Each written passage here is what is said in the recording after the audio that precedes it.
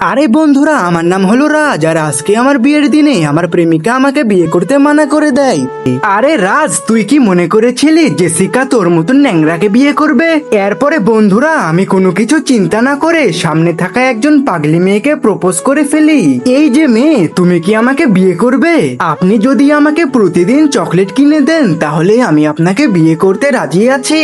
এরপরে বন্ধুরা, আমি আমার ধোঁকাবাজ প্রেমিকার সামনেই এই ভিখারি মেয়েটিকে বিয়ে করে নিলাম। আরে ওয়াও, এটাকে দেখতে তো চকলেটের মতন। আরে স্বামী, তুমি কি এটা খেতে চাও? এই নাও।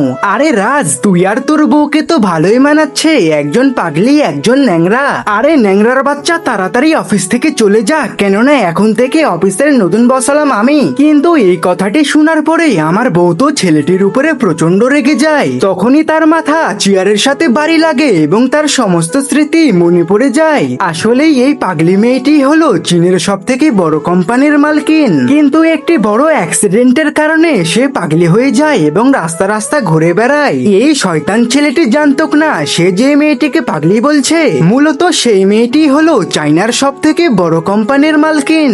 নেক্সট পার্ট দেখতে চাইলে চ্যানেলটিকে সাবস্ক্রাইব করো এবং কমেন্টে লিখো পার্ট 2।